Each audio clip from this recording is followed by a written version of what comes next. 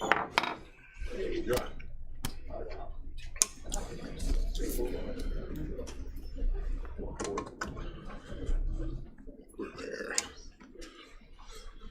Good morning. I'd like to call the Executive Committee meeting for Tuesday, May 25th to order. Could we get a roll call, please? Mr. Lear? Present. Mr. Hess? Present. Ms. Polk? Present. Ms. Weber? Present. Mr. Payton? Present. Ms. Parker? Present. Mr. Kinzinger? Present. Mr. Fairfield? Present. Mr. Carrico? Present. Mr. Featherly? Present. Mr. Miller? Present. Mr. Long? Present. Mr. Hunter? Mr. Wheeler? Present. Mr. Seroy? Present. We have a quorum. Thank you. I have no public comment today. Approval of the minutes, April 27th. Is there a motion on that, Mr. Hess? And a second with Mr. Payton. All those in favor say aye. Aye. Aye. Those opposed, same sign. Were there any negative votes on Zoom? Were they all aye? Yes, they were all aye. Just noting that. All right. Under presentations, have none today. Legislative, Mr. Lear. Thank you, Mr. Chairman. Yesterday, UCCI had a Zoom meeting. One of the speakers was Patrick Evans, who is the executive director for the Illinois Energy Association, an organization that represents utilities in the state of Illinois. He presented information about legislation dealing with energies and said that the state of Illinois has at least two major crises in that area. One is that the cost of nuclear generated energy is greater than the revenue that is being received, and so some action has to be taken there.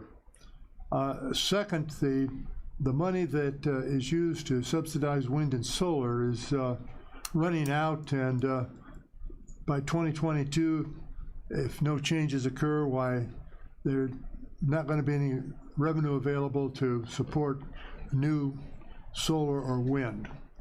As a result of these two crises and some others that exist, there are a number of three proposals in particular that are before the General Assembly. Each proposal is very lengthy and thus very complex, about 1,000 pages each. The governor has one, a clean energy group has one, and the Clean Union group has one. The major issue that county government would be wanting to focus on would be the fact that the governor's proposed legislation would essentially remove county government or any local government from zoning control over seeding of solar and wind farms. Essentially what would happen is that a developer would go to the Illinois Commerce Commission, a state agency, file paperwork, and then could use that paperwork to exercise eminent domain authority to do whatever they've desired in the paperwork they filed and was approved by the Illinois Commerce Commission. This is an extraordinary loss of power to local governments, and the Illinois Energy Association is strongly opposing that and is hoping that county governments would also. Mr. Lear, is that part of a bill still, or you say that's in the governor's policy statement? This is part of a bill that the governor has proposed. Okay, because it was part of a bill that was just sitting there in assignments that wasn't getting called. So I was just wanting to make sure it sounds something new.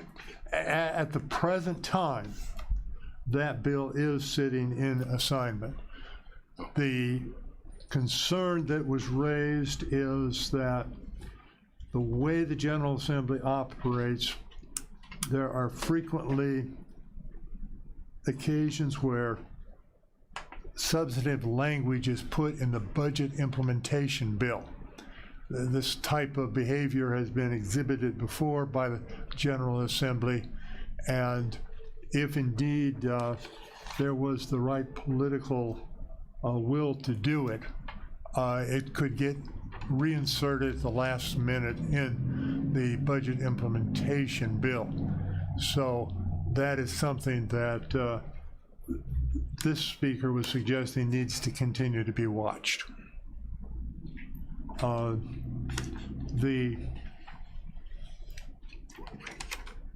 The proposals that were in the governor's legislation that is in assignments were described by Patrick Evans as something that was written to a large degree for the purpose of encouraging developers to come to Illinois. But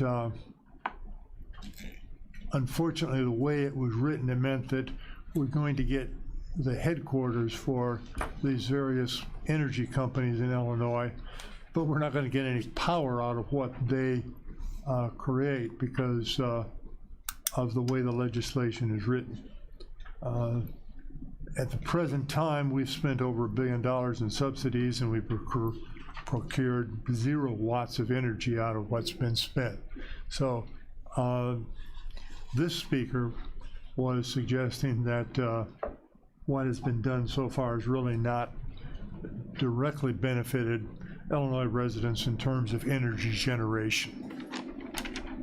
Did you have a question, Mr. Featherman? Mr. Liller, did they talk about permitting and fees and all that stuff, or is the county going to lose out on, you know, having control of it? Obviously, are we going to lose out on the building permits and things like that also, or are they just going to come willy-nilly and put them on the corner? Is that what's going to happen? Is that what they're trying to do?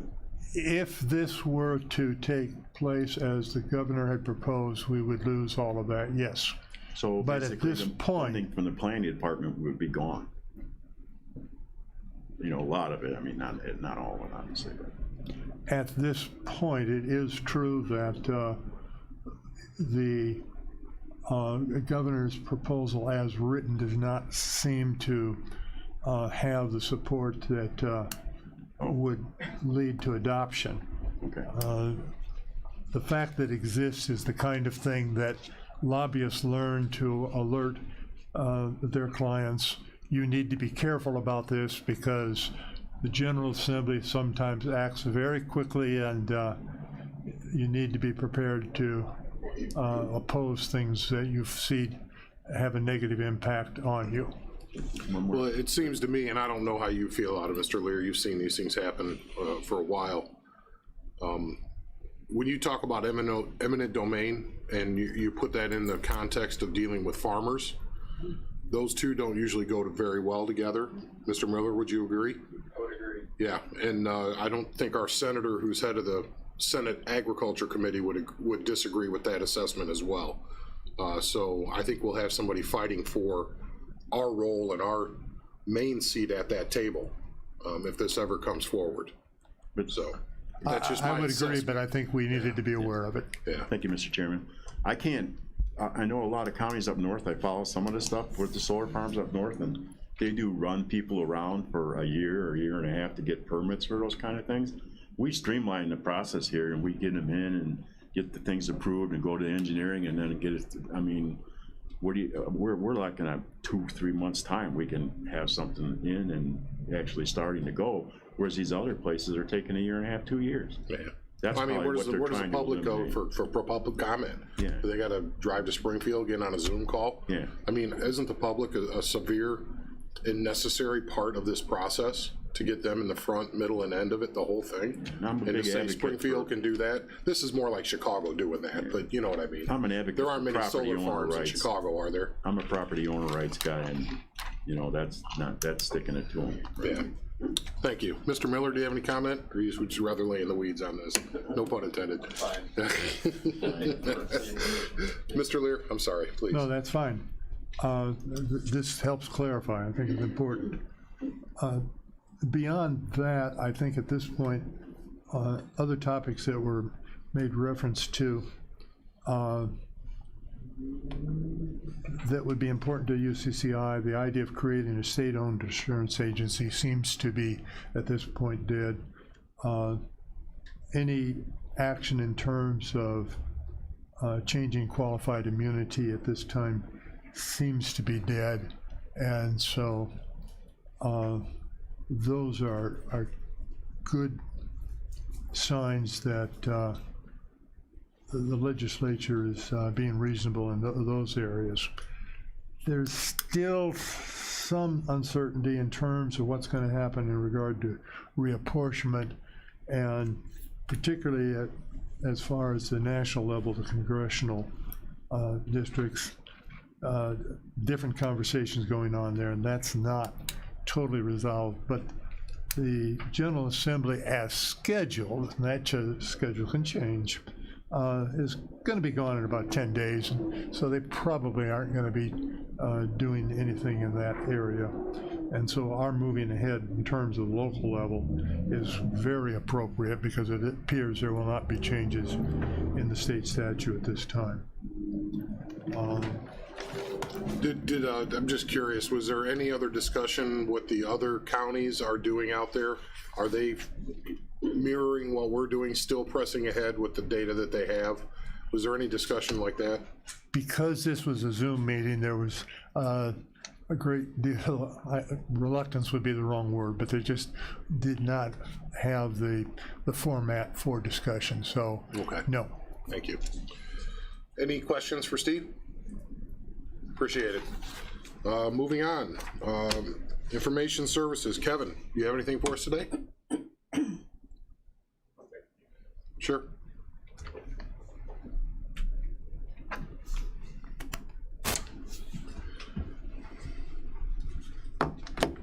We talk about upstairs, we'll just wait till later. Yeah. Okay.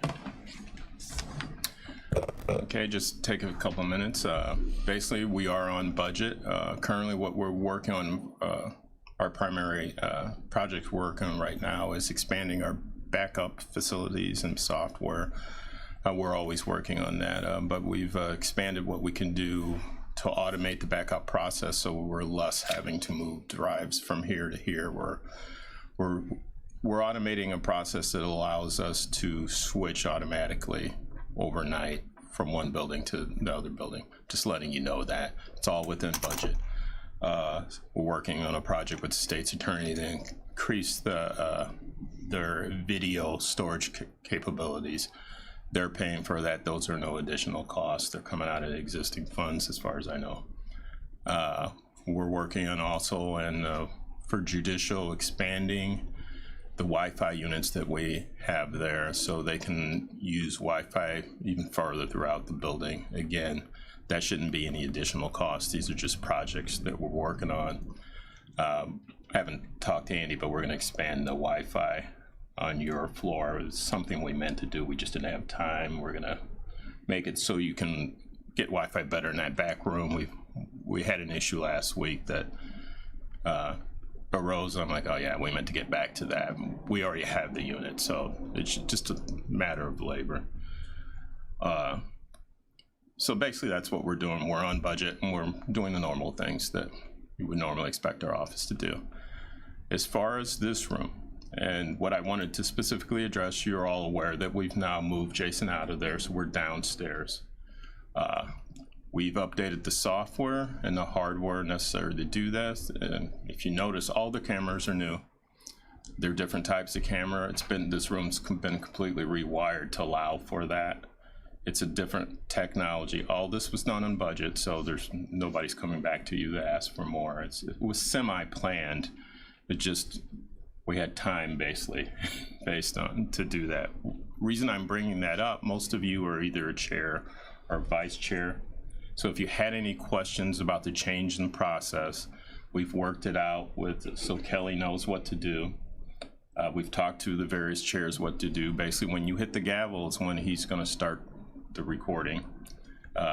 We either text with Kelly, or Kelly can put up a sign to come out of the executive session, because that's the one time that we would have an issue with sound. But does anybody have any other questions with the we added the sign because somebody said, I think it was Andy last week, you'd like to have a notice that we're actually streaming. So everybody should be able to see that.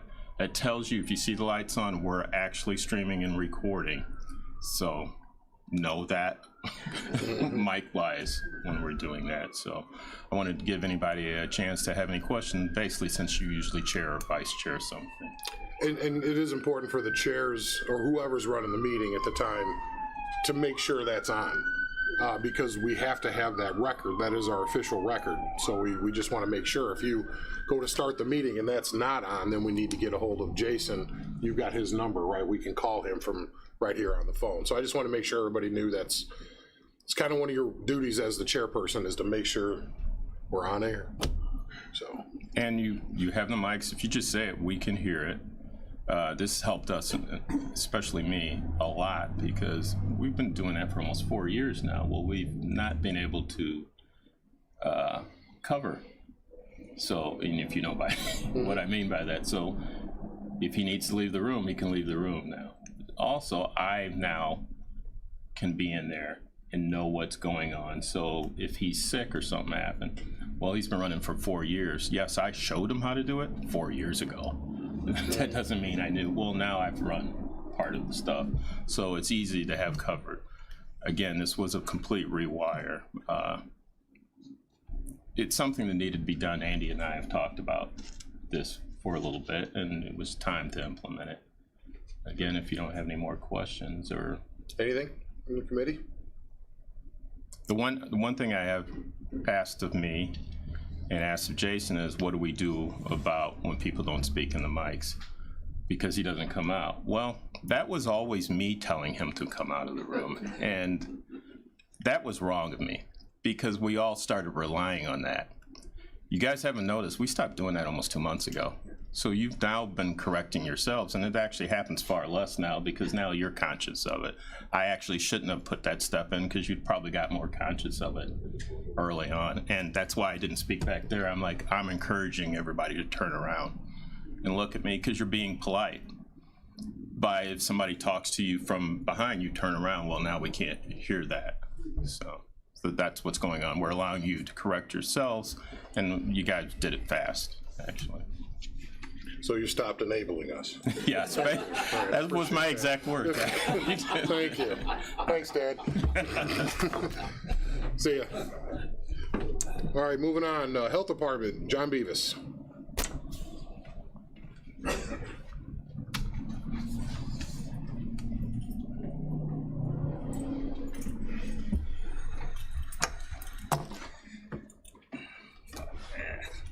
Good morning, everyone. Are you pushing that back? I feel like I'm getting pushed out here. I'm happy to report, at least as of yesterday, looking at the state's new numbers that they post at noon every day, IDPH does, in regards to current cases, positivity rate, that kind of thing. So Kankakee County finally went at 29%, so we're over at 29. We're just about to hit 30% fully vaccinated. It's not where a lot of counties are. There's a number of areas in the country, in the state, that are a little higher. Part of that could be the political makeup of our county. It could be the population size. It could be the ethnicity of certain populations where there's more hesitancy over others. But where we were in deep February to where we are today, I'm very happy with the increase in numbers that we've seen. We've had the help with the 2 National Guard events. We finished the second one up last week. That second one didn't go as well as the first one originally because they switched out the J&J with the Moderna originally, because that was when the J&J went on its pause. This second time when they came through, so we were looking to vaccinate 829 more people for their second shot, but we augmented that clinic with J&J also. Didn't get the turnout that I was hoping. However, we did get another 150, maybe 160 individuals that did walk up and take the J&J. We've been to the farmers market a couple of weeks ago, and we were able to, that was a surprise. We weren't sure what to expect there, and we had over 100 individuals that got vaccinated, had a lot of positive feedback, and they asked us if we could come back. So we actually are planning on going back on June 5th. I think the summer market starts this weekend, maybe officially, but June 5th we'll be going back. We're also going to be doing the health department has other programs besides COVID, which, you know, we've been trying to educate you on, and if you're interested, we can start to maybe talk about some of those programs in the future a little bit, give you Cliff Notes versions of that. But one of those programs that we're going to augment with this second farmers market event is a car seat program through our health education program. We have a number of car seats that we have to get rid of, so to speak, through a grant, and we've been given, I think, till like mid-July in which to do that. So we're trying to schedule a couple of events where we have some couple of employees who are car seat technicians, and they will be able to schedule appointments with an individual. You would bring your car up, and they can either evaluate your current car seat and if it's installed properly, or if you don't have a car seat, then they'll go through the educational aspect of that. It takes about 30 minutes, and then give you a car seat, or 2 or 3 potentially if you have multiple children that would be in this vehicle, and off you go. And so we're going to do that on one side. I believe that the way I understand it with the market master, I call them, Katie and Bill, I think is the other one, is that typically they make, you know, Schuyler Street is closed off, and then they'll have a number of vendors set up on that street that people can go visit. On this particular day, we'll have the whole street to ourselves. So we're going to put, I believe our pop-up vaccination tent will be on the south side of Schuyler, and then the north side is where we'll enter cars, and we think we can finagle it in a U-turn kind of a way where they'll come in and then snake their way back out after they've had their car seat looked at and or received a new one and go on. So we're real happy about being able to do that. And again, it's another way of getting the health department sort of out of the west side of Kankakee and into the public where they're at, so that they can meet some of our staff, see the other programs that we have and how it impacts the community in that way. Plus, we'll still have another opportunity then to get more people vaccinated with the Johnson & Johnson. Also on June 5th, there is I believe it's the Kankakee Westbrook Church of the Nazarene. That's down there by the Kankakee High School on Jeffrey. And they are going to be hosting a Pfizer clinic from 9 till 6, I believe, that day. So that's why we chose the Johnson & Johnson for our Saturday event, so that we didn't like compete or step on their toes. If individuals are interested in Pfizer, we're going to send them just a few blocks down the street to Jeffrey, and they can go there. If they're interested in the Johnson & Johnson, they can get it. And then obviously there's a number of facilities, pharmacies, doctors' offices, hospitals that are beginning to provide the vaccine now, where people can just pretty much at the convenience of their schedule go out to get that now. So I think the initial rush of the numbers of, you know, what was fully vaccinated and where we need to be, we're kind of saturated, as I say, and now it'll just be those individuals getting it on their time when it's convenient for them. They don't necessarily want to make an appointment, I think. They don't necessarily want to go to the other end of town. They may not want to sign up on some hospital's website or something to do it that way. There's a number of reasons why people may or may not be getting the shot yet. Maybe they intend to and they're just not ready. So this is where we're at in regards to that. So we are going to continue with trying to, especially as the weather has improved now, there's a number of weekend events that are coming up, and we're going to strategically look at those and try to go out to areas and events, you know, communities maybe that are underserved. Maybe we feel like that there's another group of individuals that maybe have a struggle to get into town, and we'll try to get out there then. So instead of going to a site maybe on a weekend where you'd think, well, there's going to be hundreds of people there.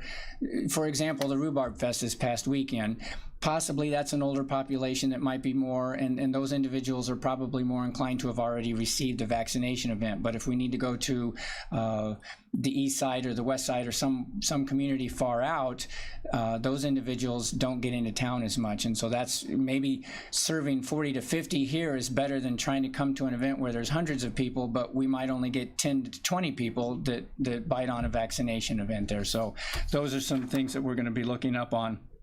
I think I've provided you then the numbers. I'm not going to insult your intelligence by reading what you can see and read yourself, but at that point, that's kind of where we're at in regards to COVID. I'm, you know, I think everyone's excited now that we're in this bridge phase. I you know, hope that there's, you know, that, as Chad was saying, a light at the end of the tunnel, that, you know, we can come out of this in a few weeks and we can get back to phase 5.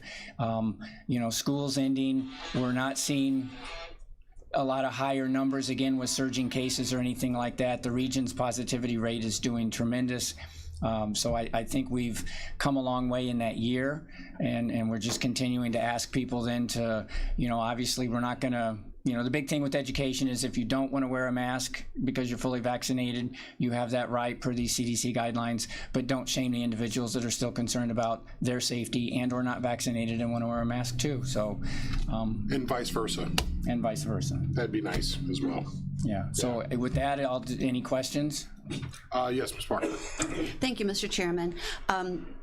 For students in school, will there be a drive to encourage them to get the vaccination? And what are the chances of students going back to school without having to wear the mask in the fall? Thank you for bringing that up. I had written down notes, but if I don't look down, and I'm intimidated by the on the air sign now. It's a great addition. We need a spotlight too. Yes, we are looking actually, thank you again for asking that. On 5/27, so this Thursday, we are actually hosting a clinic at the health department. We are going to extend our hours into the evening. So from 1 to 6, we're hosting a Pfizer event. We are trying to reach out and cater to parents with younger kids now that the age has dropped to 12 with the Pfizer. It's still 18 and up with the Johnson & Johnson and the Moderna. I think that those vaccines are looking at getting that changed, but that's probably going to be further down the road than where we are now. But Pfizer is that way. So I know Riverside definitely has a lot of Pfizer they're sitting on. They are hosting clinics and reaching out. We will be doing a push to reach out, and I think we're looking at one of our ideas is reaching out with one of the schools, larger schools, to sort of host an event instead of just going there for them and their staff and or students, open it up to anyone of students and see what we get. Now, it wouldn't just be for students. We'd allow parents, and whoever wants to get the shot would be able to get the shot as long as they're eligible. But we do want to try to cater and promote to these athletes now that are in these travel leagues and sports, because the opportunity is there now. If you're vaccinated and a teammate tests positive, you no longer would have to quarantine, so maybe that individual's out of the picture, but you don't lose half your team anymore like you were in the past. And that could be a benefit or an incentive for some people to now want to get vaccinated. We want to cater to college students going away in the fall to their new universities and things like that. They may be required or asked to be vaccinated or show proof of that, and we'll provide opportunities then and publicize for that and try to do that too. So in addition to trying to pop up in these community events to try to get people there, with the Pfizer down to 12-year-olds and up now, this is an opportunity, because the two biggest age groups, I believe, in our county are the 5 to 17-year-olds and then the 65 plus. And obviously the 65 plus are all your vulnerable individuals to COVID. The youth not so much, but right now the media is the indications are that they are the ones sort of the last spreaders of this. They're kind of sharing it amongst themselves. They're the least impacted, but they can still spread it and give it to somebody. I can say as a teacher, they're anxious to get rid of those masks. And then to follow up with that second part of the question, I don't know. In reading the bridge phase information again last night from the governor in preparation for this meeting, there's I think the Illinois State School Board of Education is going to be making that call based upon the recommendation of public health. I would venture to guess that there would still be some mask wearing responsibilities that will need to take place as we get into the school year, because when you get down into the junior high and grade school, there's no vaccine available for those individuals yet. So they're still not going to be vaccinated. They're still going to have to protect. And unfortunately, you have a number of individuals within every organization, within the county employees, within teachers, within hospitals, within nursing homes, where you have, I was talking to one the other day, they have a large population of workers and only 30% of them got vaccinated. And they're dealing with patients on a day-to-day basis that are vulnerable. And that just doesn't make sense to me, but there's not a requirement that's forcing me to make you get it or you to make me get it. Thank you. Go with Ms. Weber first, and then over to you, John. I just appreciated that there was a health department at Herscher on Saturday for a recycling event. So they had recycling of electronics, but also health department shots, and some of my family members got there, so I was. That's great. I was wondering how that went. That actually was the Illinois Department of Public Health coming in to help that hazardous waste event that Herscher High School put on. We helped promote with publicity for that. There are opportunities with the state that organizations, churches, that's what this Kankakee Westbrook on the 5th that I was talking about. That's another one where unfortunately, we just can't do it all. We're a small staff, we're tired, we're overworked, and we're trying to get out and do some things, but everyone's giving us ideas of new places to go, and they're great ones. But when we can't do that, the state has been able to provide these mobile pop-up teams also. And so they came in and supplemented with that. You know, it's kind of a long way to go out there. My understanding is, and thank you for bringing that up, I believe that there were 187 cars that came through to drop off hazardous waste. They were hoping for more, but again, it's way out. The one in Bourbonnais a few years ago that I remember, they had cars lined up all the livelong day for that one. Obviously, larger population, you get more people maybe interested in doing it. And they gave about 30 vaccinations, is my understanding. So again, that's pretty good for a small community like that. But that's where we're at now. It's just kind of get in, get out, vaccinate who's interested out there. It's another handful of people that are vaccinated. All right, thank you. Mr. Featherly? Yeah.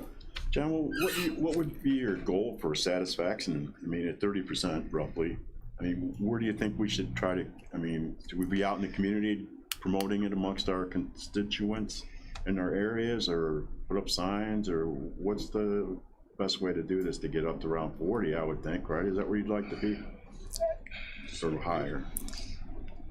70's heard, right? 70 is heard, they say, but That's even the most populous counties right now that have had the best success rates of getting people vaccinated, I don't think have hit 40 yet. Okay. So once we hit 30, now at least I'm going to be comfortable that we're in the talking distance, because just a couple of months ago we were one of the last ones from the bottom of the state, and a number of counties hit 30, 35 just right off the bat, and they've plateaued. They're saturated, as I said. That's just now going to be this education, and it's going to be something where, again, realize that this vaccine is on the emergency authorization use, or emergency use, the EAU. So there might be individuals that are just waiting for it to be officially approved by the FDA, and then they'll get the shot, you know, or they'll wait till it impacts their family. There's just a number of reasons why they're waiting, or they're just not going to do it at all. So, you know, you're going to have probably a third to a fourth, 50%. I don't know if we'll get to 50%, maybe eventually, but that could be a year and a half at this point, because look how fast we got here. But if it takes another month to get another 1 or 2%, that's just trying to educate the people. Now, do we continue to try to go out and make people get something they may or may not want? Or do we just, with typical services at the health department, or even what you have services here at the building, here it is. If you're interested in a permit or whatever, you come get it now at that point. There are still populations that we do need to get. I'm not denying that. But I don't know that that's going to, you know, jump up. This new 12 and up age group, getting a number of individuals with these sports, I think that's over the summer we'll probably pick up a lot of that, and that might get us closer to that 40%. After that, I have no idea. Okay.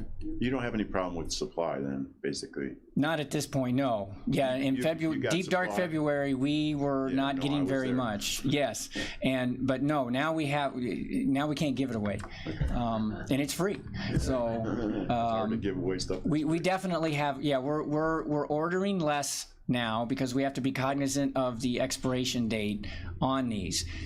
Some of the nice things with Pfizer that's going to be coming up is that they're going to allow the shelf life to be longer now. Instead of 5 days at refrigeration temperature, it's going to be able to be held at 30 days at refrigeration temperature. So it's going to be more user-friendly now for facilities that don't have these mega freezers that keep it so cold that it's those are $20,000 freezers for some, that are the size of a college refrigerator.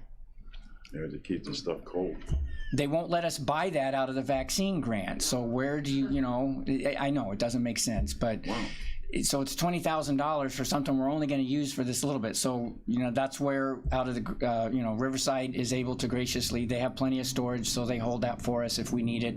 But if we're able to hold it now at a refrigerated temperature for a longer period of time, now we can start to order that vaccine as opposed to just the J&J. So right now in our county, we have plenty of Johnson, we have plenty of Moderna, and we have plenty of Pfizer. So there's no reason people, we're not having people calling us anymore, beating down the door saying, why haven't you called me? We've gotten past that. You can go to, when you go grocery shopping, you can walk into your pharmacy and get it if that's the one you want. You can schedule it almost with your doctor by the end of the summer. Hopefully there'll be more of that. And they're the ones that know your health history more than even we do. Or you can get it at the health department just when you come in for other services. So there's going to be plenty of opportunity. Is that 30% of all those that are within the age group that's approved to take the vaccine, or is it just 30% of the population? I calculated that out yesterday. That's a good question because I wanted to know that. It's 30% of our population. Okay. Now, realize that not all of our population is even eligible and able to get a shot. So you might have 40% of people that are eligible. Correct. Yeah. Right. That's what I was trying to look at. To just, so it's a good point because then because we have been talking to a number of people who, you need to look at this group or that group. And when we do, it's kind of like we've already got our vaccine. So when we're talking to people, they've gotten it. Now, little kids, younger youth, they're not eligible. There's no vaccine available for them. And that's one of our biggest population groups. Now, I don't even know what the exact number of that is in our county. What about do we have numbers on the 60 and over, the vulnerable, real life and limb vulnerable? I can, because usually that's a high number, like 75, 80%. Yes. That's where, like, nationally, I think that was those folks are being taken care of. I think the state is indicating that our 60 overall for the state, 65 plus is at like 80%. So we're real happy with those numbers. Now, what Kanke says, I did not look at that number on the chart. It's in there for our county. I can get that answer for you. That population tends to be the ones that will traditionally get a vaccine anyway. When H1N1 came out in 2009, that one was for kids because it impacted them more, if any of you remember that. But the older population was in line too, and they were offended and mad when we said, I'm sorry, you have to go to the end of the line right now, because they wanted their shot, because that's what they traditionally have grown up with that in their era to do. And so they were ready to get this one and wanted to get it. The younger populations are the ones that are like, we're young, we're strong, we don't need it, don't worry about it. So it seems like that 30% is the number that manifests across all demographics, at least as far as, whether it's in a hospital or in a state-run assisted living facility or in the county in a jail somewhere. That 30% number seems like where everybody's at. Is that an accurate assessment? Right. That it's not just here, it's everywhere. Before vaccines became available, we were doing the surveys, and the general consensus was approximately 50% of people were saying I'm not going to get it, and 50% were saying they would get it. Then when it truly came to be, it's 30 to 50 is probably what you're looking at in any agency, hospital, school, even at the health department. We have individuals that haven't chosen to get the vaccine yet. So it's not required. There's many vaccines that aren't, so we understand that. And then that's where some of the social distancing then will still be asked, especially in healthcare settings, in relation to, out and about, some of this other stuff from the bridge phase. I think more people, as they see that many people have gotten vaccinated and nothing's happening, will then change their mind, and that will increase, but it won't ever be 100%. Well, just from a personal level, thank you for focusing on those that were at risk first. I know that was part of the mandate, and you guys, as they say, did a bang-up job getting that to the people who needed it first, and then we backed down the line as it opened up. So it seems to me that while there's still more work to be done, and if there's another 20%, let's get it to 100%, your guys' efforts are working here locally, and thank you for that. Thank you. I appreciate that. Yes, Mr. Yes, sir. John, did anyone reach out for Rodeo Day this weekend? You know, that was something that I was talking about with Mr. Pace a couple of weeks ago, and I apologize. I was reminded yesterday it's always on Memorial Day weekend, and I had forgotten about that. You know, I've been in my little bubble and just coming up for air when I can. So that was an event that we did discuss. We'll try to look at some other events that are out there. I know there's the Juneteenth is coming up, so that's something that we're looking at with what's going to be out there. Think about Pembroke Day. Yeah. Oh, We got plenty of time to. when is that coordinate one? That's the last weekend in August. Okay, yeah, we definitely have an opportunity. Yeah, yes. So yeah, actually yesterday in our incident command meeting, I asked the environmental health staff, because typically those events have many food vendors. Right. And so they're on our calendar because those individuals have to come in and get a license. So I said, give me a calendar of what's coming up on a weekend so that we can figure out, is that a community that needs to be served? So and I then work we'll look with at you that. on Pembroke Day. Yes, please. Thank you so much. Definitely, we'll do that. And I know, Mr. Pace has been helping tremendously with a lot of these collaborations that we've been doing. On Friday, we'll be going back to Morning Star Baptist Church for that second shot of the Moderna there. I think they're trying to add some J&J there too, to maybe solicit some extras. But he's been communicating with a number of people, and he shares that information with me, and then I share that with my staff. Thank you. Mr. Carrico. Thank you, Mr. Chairman. Well, first of all, I'd like to thank Ms. Beavers and his team for keeping up and streamlining the general communication with the public and also with myself. I know that for a while, the health department had a little bit of problem with or looking for a new company for the website.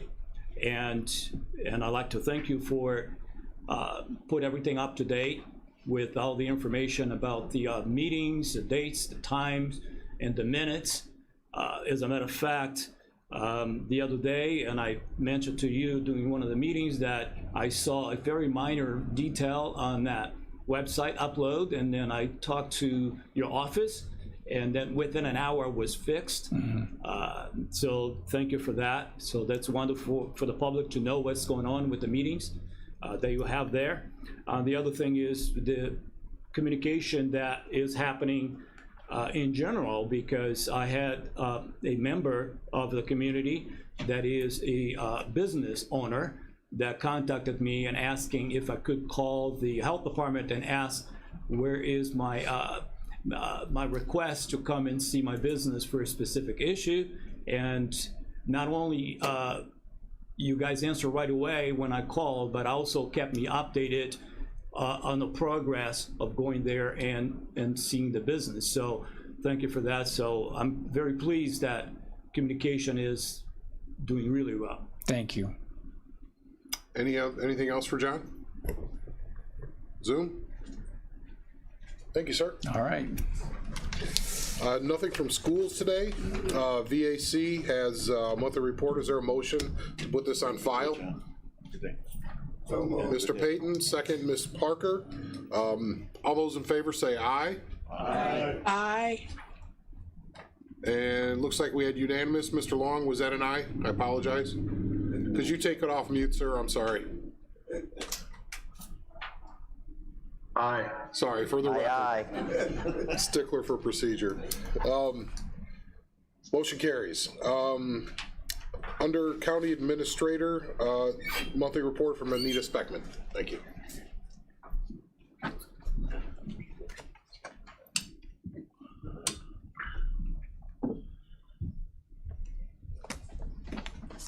Good morning. Good morning. It's good to sit up here with no mask, isn't it? It is good to see faces and smiles again. Just one thing I wanted to report on. Last week we held our annual case review, claims review with IPMG, which is our work comp, property, and casualty carrier. So we actually go through the large claims that are currently in process, review, talk through with attorneys if they're involved, where we're at in the case and where we expect it to be and what our reserve levels are at. So I just kind of want to give you an idea of that. Work comp, we have 16 open cases. This is just our current carrier. So if you remember, we switched carriers January 1st of 2019. And so we have a small number of cases that are lagging from that old carrier. But in our current carrier, we have 16 open cases. Of those, 7 are considered large cases that we went through. They represent 98% of the total estimated cost. So what we look at are 2 different things during our review: current costs to date and estimated reserve estimate. So those, we have, of all the 17 cases or 16 cases, we have expense to date of $403,000.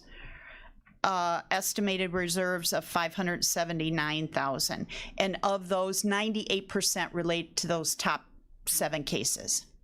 So those cases go back to 2019, within a month of when we switched to this new. That's the oldest case on here.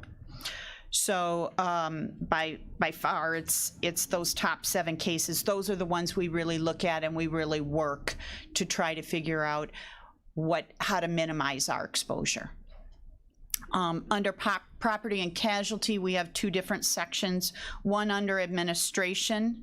And under administration, we have 7 open cases there.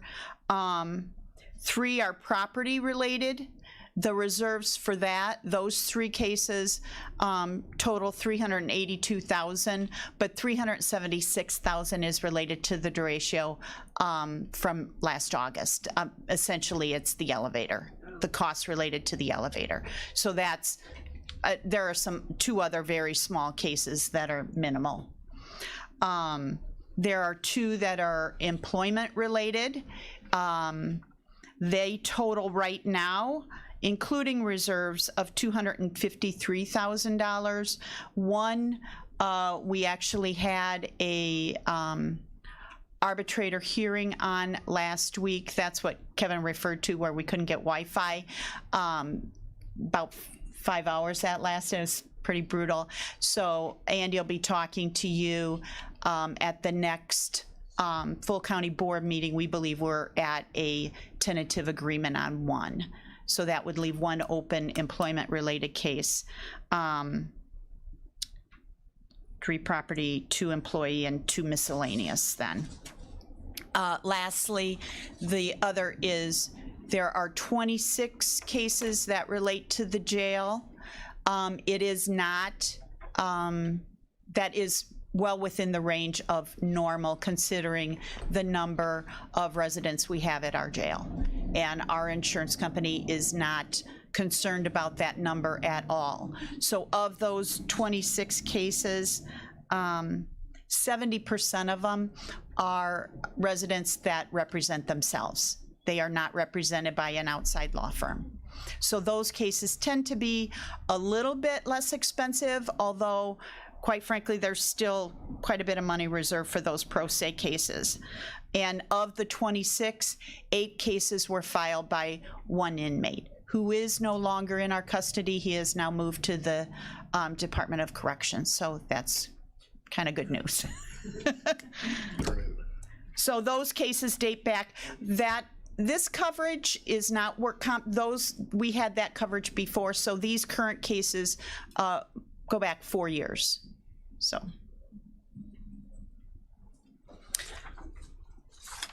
Any questions? So we continue to work on all those things that are out there, never ending. No, it's not. That part is never ending. You know, it seems like we're a nice target for that. And I don't think that's just us. It's not just us. And I mean, in conversations with our insurance company, our rates, our experience ratings are low. Yeah. So. It has to do a lot with the training that we have in our facility out there. And really in the engagement with our liability carrier as well, to bring a lot of new, or at least risk mitigating suggestions to the environment. That's already pretty good as it stands. So, you know, I think it's working pretty well. Yeah, it is. Yeah, we're engaged there, and it does manifest in lower rates on our P&C and liability policies, which manifests in our tort fund growing. So if you remember that, you know, that is one of our 3 funds, and that's growing because we're not spending a lot of money out of it with exorbitant insurance rates and claims and things like that. So. We do get great cooperation from the jail administration staff, that they're continuously, we have constant communication with them, so works out great. Yep. Any questions about any of that? All right, anything you. else? Nope? Nope. Okay. Moving on, some reappointments and appointments. The reappointment of Tim Wilhelm to the Kanke River Valley Forest Preserve. Reappointment of Bob Sherman to the Moments Pembroke Union Drainage District Number 1.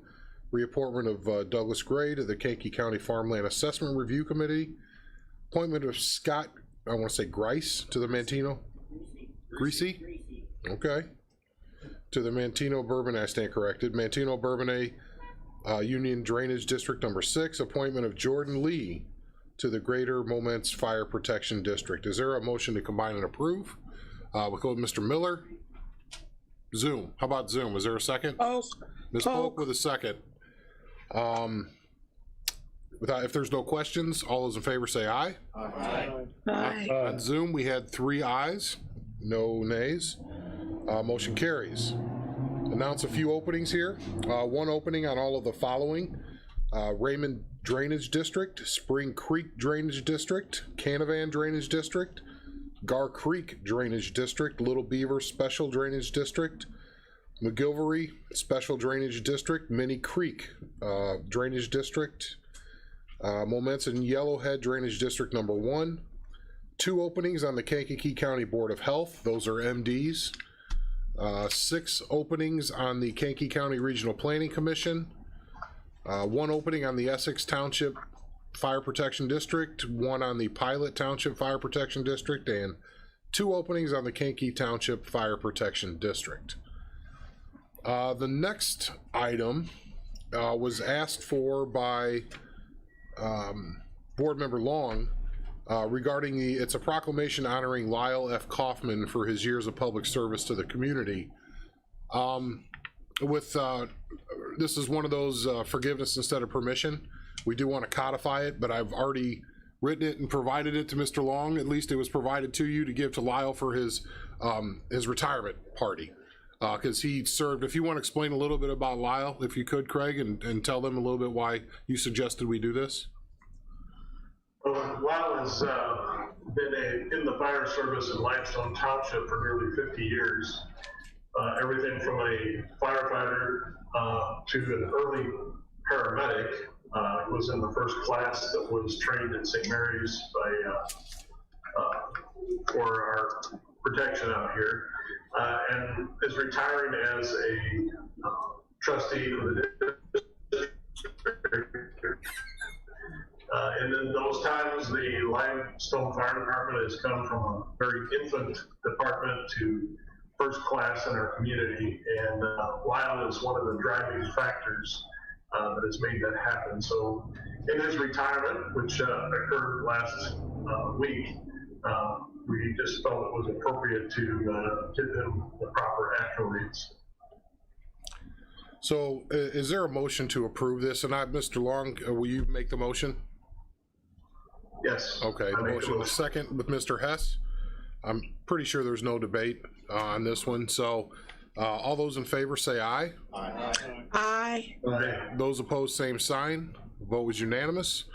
And please extend the invitation when we do this at the full county board meeting. If Lyle would like to join us, we'd like to say thank you. At least I know I would. So open door if you would like to join us. Moving on to authorizing the county board chairman to execute an agreement with Comcast of Illinois. Can I get a motion on this one first, and then we'll go into discussion? Is there a motion to approve? With Ms. Polk, give her the first, and Mr. Fairfield the second. Terry, do you want to explain a little bit about this? Just there's been a slight change as far as the, I guess, number of contracts. Is about the best way to put it. So go ahead. Well, it came time for the county to renew the franchise agreement that we had with Comcast. So we went over it with the chairman We just tweaked a little bit of the language. We codified what the insurance liabilities would be for Comcast just by adding our statute to the contract.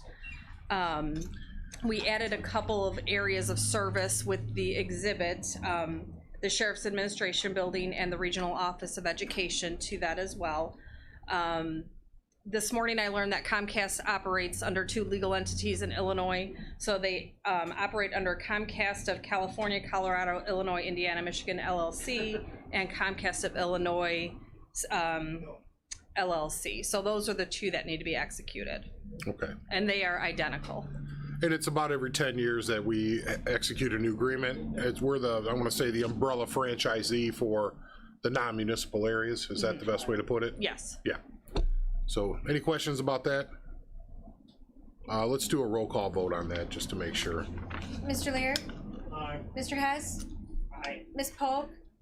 Aye. Ms. Weber? Aye. Mr. Payton? Aye. Ms. Parker? Aye. Mr. Kinzinger? Aye. Mr. Fairfield? Aye. Mr. Carrico? Aye. Mr. Featherling? Aye. Mr. Miller? Aye. Mr. Long?